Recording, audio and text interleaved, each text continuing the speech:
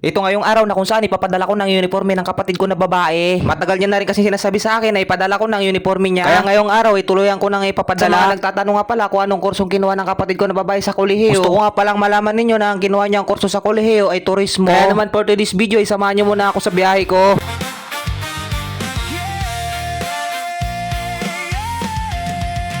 Sa bawat umaga, panibagong simula. Kahit minsan mabigat ang dala-dala, may mga pangarap na gustong abutin. Kahit maraming pagsubok na darating, minsan walang pumapalakpak sa'yo. Minsan parang wala nang naniniwala, pero habang may lakas pang natitira, lalaban pa rin, hindi susuko kailanman. At kung madapa man sa daan, babangon at muling lalaban, dahil ang pangarap ay hindi basta bibitawan.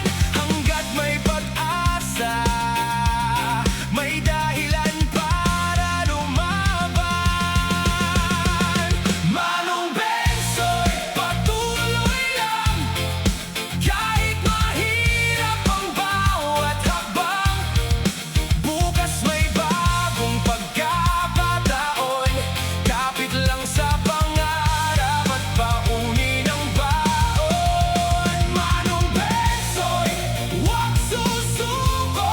May mga taong naniniwala sa'yo kahit mabagal. Ilang minuto lang nga pala ang naging biyahe ko at nakarating na rin ako ng terminal. Kaya agad na rin ako naglakad papunta sa may mga shuttle van. Agad na rin ako nagtanong kung mayroong shuttle van na babiyahe papuntang bayan ng El Nido. At buti na lang nasaktuhan ko nga na mayroong babiyahe papuntang bayan ng El Nido.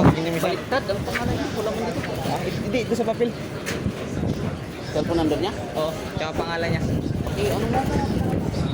Para makita, labas ko. Nagawi siya ng El Nido. Hindi po doon. Oo po, doon siya nag-maintain. Nagatrabaho siya sa may Korean food sa bayan. Nang maibigay ko na ang uniforme ng kapatid ko sa mga biyahe papuntang bayan ng El Nido, nag-walk out na rin pala ako para bumalik sa boarding house ko. Kaya naman hanggang dito na lang ang vlog ko na ito. Kung sakaling dumaan man ito sa wall mo, piniubang i-react to.